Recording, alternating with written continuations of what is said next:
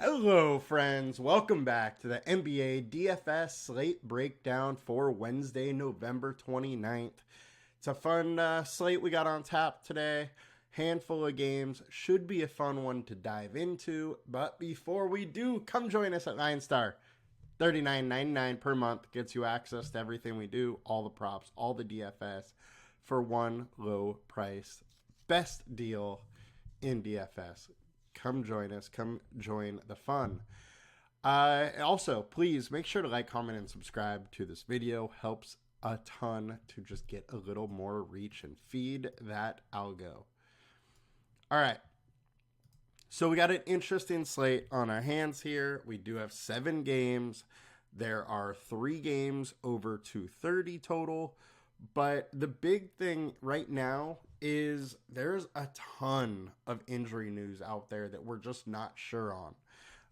As usual, LeBron James is questionable. Anthony Davis is probable. But that's not really the news we're talking about here. The news is the Pelicans, CJ McCollum. He is questionable today. He could come back. However, if he does come back, he is going to be on a minutes limit. Was a long issue, so it's highly doubtful he comes out for, a ton of minutes. But he's questionable. That changes that team tremendously.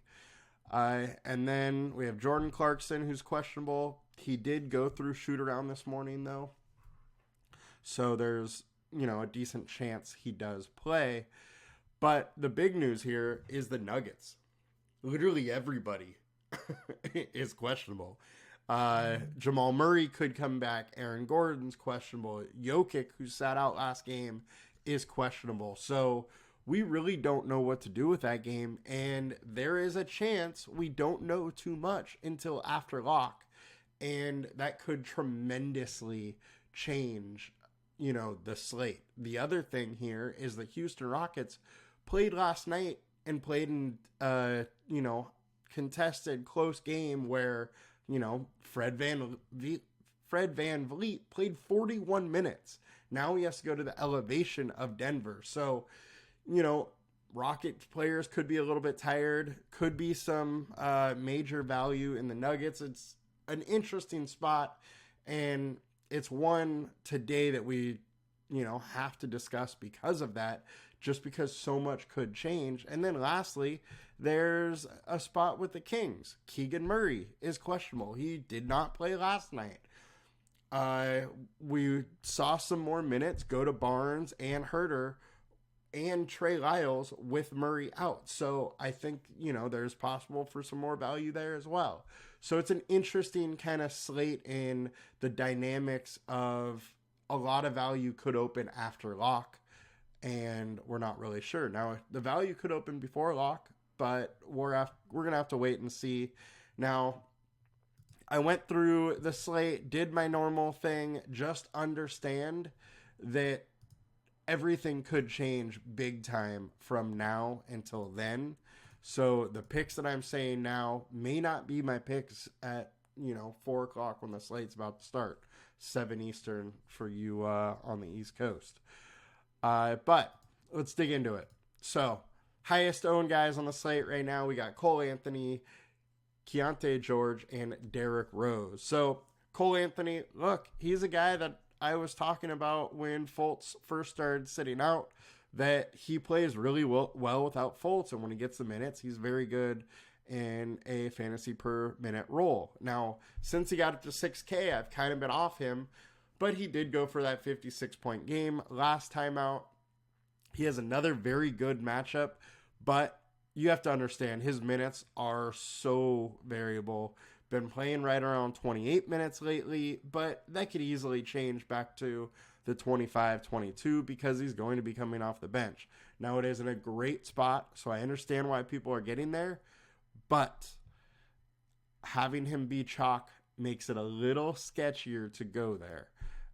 And there is a little more reason not to go there just because those viability in the minutes or variability in the minutes. Keaton George has been really good lately. His price is decent. I get why people are going there, and I'm going to have a little bit. Derrick Rose is an interesting one. So I'm getting to a decent amount of him right now, but, and it's a big but, I don't know if I will later. One, more value is going to open. Two, I just don't know if he really has a ceiling. Like, played 22 minutes, and 22 minutes has been his high. At 22 minutes, can he really go for 28 plus? So 28 would be right around 7x, and that's really what you need out of those value pieces to really be dominant and be a part of like an optimal lineup, is at least 7x. And I don't know how often he can really get there just because of the minute limit that he's going to be on. If he was going to play 28 minutes, I'm all in. At his 22 likely, I don't know. You know, we have him projected for 19 right now, and a chalky 19 minutes, I'm not going to go there. So that's just my take on it right now. D'Lo, I think D'Angelo Russell's interesting. Not going to have a ton of them, though. He's another guy where his minutes have been all over the place, but it is in a very good spot. Dennis Schroeder, I think, has been just overlooked routinely, and he's had real nice ceiling this season. So I think you can go back to him in this spot going, you know, just kind of Matt owned. We're showing 17% right now, but I think that's likely, you know, lower teens or higher single digits. I don't think he's going to be as high owned as that. Another low owned piece that I'm interested in is Tyus Jones. Look, he's in a very, very similar spot as Keontae George, similar price, similar projection, decent matchup, one of the higher game totals of the night, and we know he has a little bit of a ceiling. He can go for 40 plus if he gets a little extra run. His minutes are the issue here. He generally in that 28 range. We have him projected for 28. If he gets up to 30, he looks real nice, but that's a big if. Then another one, Malik Monk, super chalky yesterday, and everybody's just kind of off of him now. There is a little bit more of a question, as we're not sure if Keegan Murray is going to play or not. He did sit out last night, but I think that's why people gravitated to him, thinking that he's going to pick up a couple extra minutes. I personally thought he would kind of be in the same range that he always is, and I think he's in that same range today. But at low ownership, he is interesting, and there is at least the chance of him to pick up an extra couple minutes if Murray is out. Now, I don't think Murray changes his minutes too much, but it does give the ability for them to move around some pieces and let Monk play a couple more. Herter can play the 3 instead of the 2, that kind of thing, and get him those minutes. So I think it's interesting, especially because nobody's going there in one of the higher game totals of the day, and it's in the late game. I always do like to have some exposure to that late game. All right, now DraftKings high-owned point guards. We got Cole Anthony, George, and Rose. So we have the same high-owned guys and the best matchups. So I'm going to put it to fantasy point per minute. I actually do like to go that way more than per game, just because, you know, everybody plays more different minutes. So Jalen Suggs up at the top. I think you can absolutely go to Suggs. His price is getting up there a little bit. Don't love him on DK. Think he's priced a little bit better on FanDuel, but he's in a good matchup, going to play a ton of minutes, still no faults, so I like it.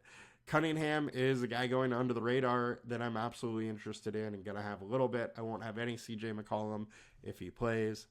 D'Lo, fine matchup. Booker, fine matchup. Just hard for me to get there and pay the price. He has been crushing it lately, though. 1.48 fantasy point per minute over his last 5, 1.42 over his last 20. So maybe I need to bump his projection up a little bit, but I think it's just going to be hard to get to him tonight. In general, right now, as it stands, value is just kind of meh. All right, now let's get over to shooting guards. So Desmond Bain, Cole Anthony, Kevin Huerter, and George are up there. So I'm going to have a ton of Bain. I think that the Grizzlies look pretty good today in this matchup, and ownership is definitely going there, but I am too. Bain is solid, and without Ja Morant, he deserves that 8K price tag. Ceiling of 67 plus is there in a decent matchup. So will it get 67 plus or 70 today? Probably not, but 40-50 is very realistic in a matchup at 8,300. So definitely interested there. Kevin Huerter, I was on pretty heavily last night. He did well. The one thing with him is minutes. The dude plays well when he gets his minutes. If Murray plays, I would expect him to only get like 28 minutes. If Murray is out, then I think he could see 30, 31, 32. And in that case, I would be getting to him. At 28 minutes, being higher owned, I'm probably not going to right now. Unfortunately, this is something we may not know until after lock. However, they were good yesterday and let everybody know beforehand, so maybe they're good about that again today. Some shooting guards I'm interested in. Jaden Ivey. Look, it's one of the best game scripts of the day, and he's just been really good lately. He's still fairly cheap. He has shown a little bit of a ceiling, and I don't mind going back to it. Now, the matchup isn't as good as versus Indy and Washington, which were those two games, but I do still think there's a relatively decent chance for him to get into the 30s.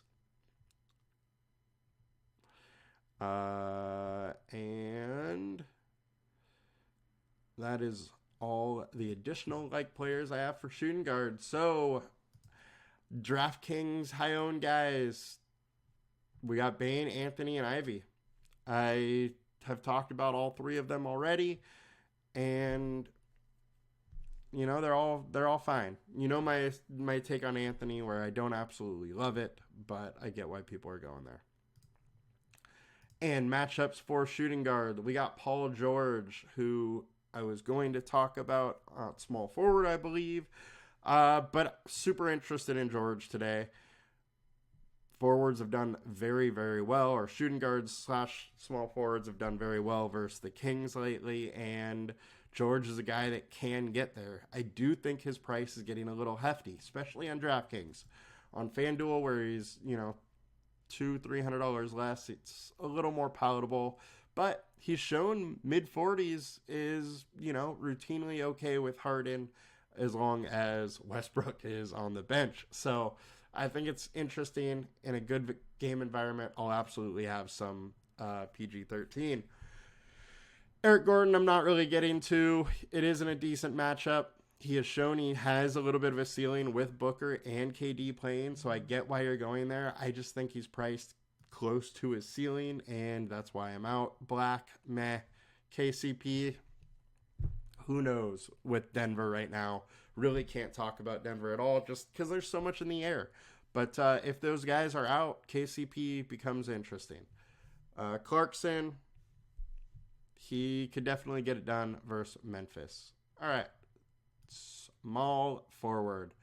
Bain, Paolo Banchero, Kevin Huerter. I think Banchero in, the best game environment is very interesting. The one thing is they are 10-point favorites, so you don't ever know what's going to happen.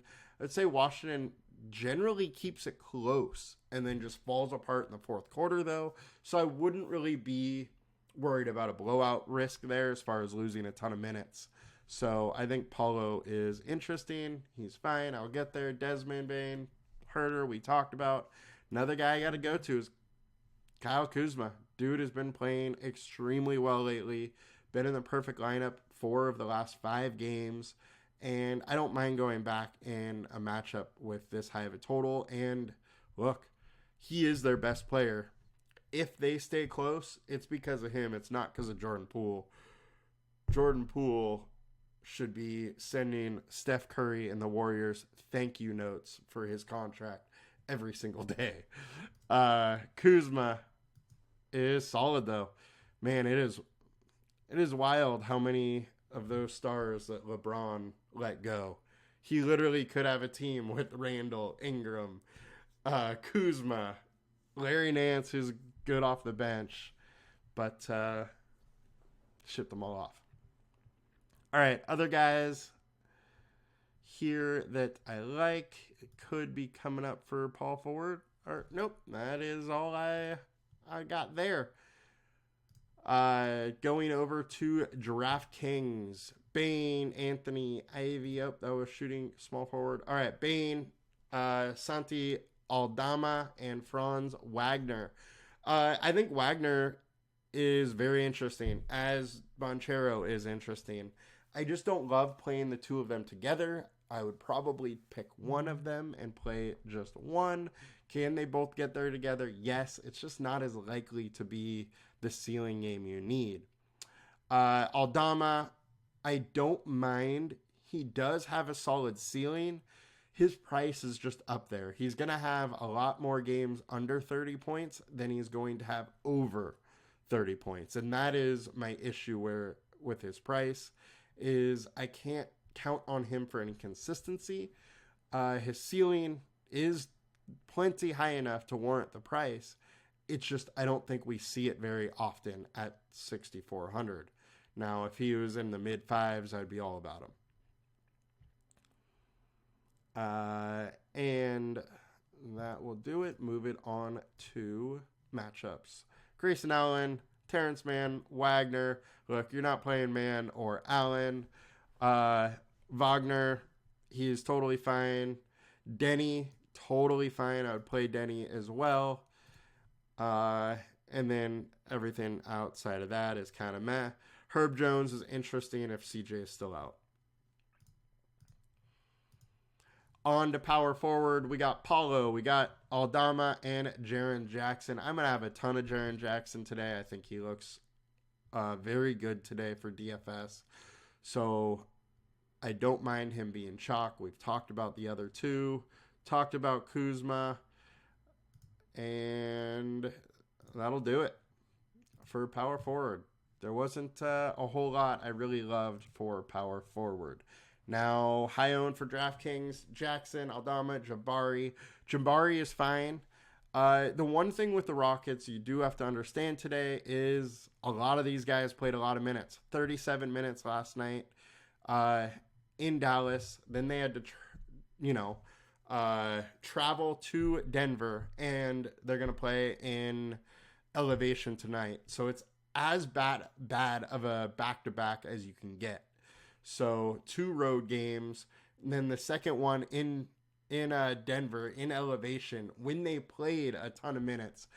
I think it's kind of rough, and it is a game that we could very, very well expect these starters to play less minutes than they generally do, which scares me. Now, we don't know what's up with Denver. They could have all bench players starting tonight, and that changes everything with these Rocket guys because competition isn't as good. So very interesting spot kind of deciphering what to think about this Rockets versus Denver game.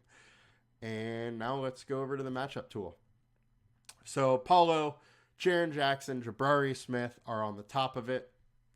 Giving you my thoughts on all of them. I think all of them are worthy of a play. I do have issues with Rockets players today just because of minutes. A little harder to project now. If they do play, I mean, they are elite athletes. They can probably play back-to-back even in altitude, but those legs are probably going to get heavy in the fourth regardless. And it does worry me a little bit. Denver could run away with it, could stay in this game even, with the scrubs playing. They are much better at home, and there's no better home road advantage in the league than in Denver in at that altitude. They're 8-0 at home. They haven't lost at home this year. Collins, he's just kind of meh for me until his price falls. I don't like him at power forward as much as at center. LeBron's fine. Siakam's fine. Leonard is in a very similar spot as Paul George, so I'm not mad about going there either. Now let's get over to center. So we got Aldama, Jaren Jackson, and Alperen Sengun as the high-owned guys. I love some Sengun, love some Jackson. Once again, though, Rockets players do make me nervous.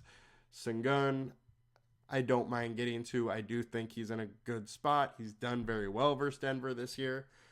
But both of them have been at home, not at the altitude. Last year, he did struggle a little bit in Denver, but was playing less minutes, 23 minutes and 29 minutes. This season, he played 35 and 43 versus them. So I think he's fine. Jalen Duran, I think, is very, very interesting. Lakers can give it up to center, and Duran is just active, man. He gets active on the boards, gets blocks, get assists, gets steals, kind of does it all.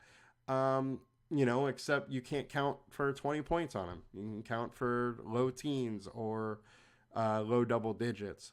But I think he's in a very interesting spot, and they're going to need him against AD. He has got to cover AD and hold him to whatever they can. Omar Yurtseven and Walker Kessler. Don't really know who's going to start, but Yurtseven at 4,400 is absolutely in play versus the Grizzlies if he is starting. Now, I wouldn't play him if he's not starting, because then he's likely only that 15, 17 minute kind of range, and that won't get there. But at 22 minutes, 27 minutes for his 2 as starter, it gets there, and I would be interested at that point. Walker Kessler could start today. We're not sure what's going on, but even off the bench, 26 minutes last game, 21 the game before that. He can get us 30, but we really need him to be getting 28 plus minutes to have the ceiling we need. Off the bench, I just don't know if that ceiling's there. So I want to mention both them because we're not sure what's going to happen there, but I'm intrigued on the spot. So now get over to center. DraftKings, Jaren Jackson, Gafford, and Sengun. I am getting to a decent amount of Gafford, and at 5,800, I think he's pretty interesting on DraftKings. As long as he stays out of foul trouble, he gets his minutes, and he can do some work. Now, Magic have a lot of big guys, so they do need Gafford today. He just has to watch those fouls. He stays out of foul trouble, he gets decent minutes, and he produces. And I'm not too worried about 5,800 because we see mid-30s all the time for him. I just don't know if he can get into the 40s, which is really, really blowing this salary out of the water.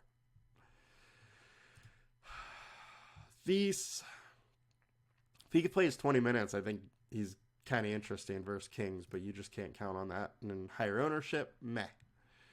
And Sengun, we talked about. And lastly, the matchups. Duran, AD have the best matchups, followed by Gafford and Bitsadez. Goga is kind of interesting. The thing is that on DraftKings, with his salary at 5,300, I would 100% be interested in going for Goga. On FanDuel, his price is up to like $6,000. And it's a little pricey for me there because it just takes a lot of his ceiling out of it. So more likely to play him on DraftKings than I would be on FanDuel. One thing also you got to understand here is that you pretty much have a ceiling of 24 minutes. And he's got to do some work or get lucky to run into extra minutes to really pay off that salary. So that'll do it. You guys have a great evening. Come join us tomorrow. I will be back. I'll also be dropping off the NFL DFS Slate Breakdown for Thursday Night Football soon. So pay attention to that. Please comment, like, subscribe. You guys have a good one. Good luck tonight. Bye.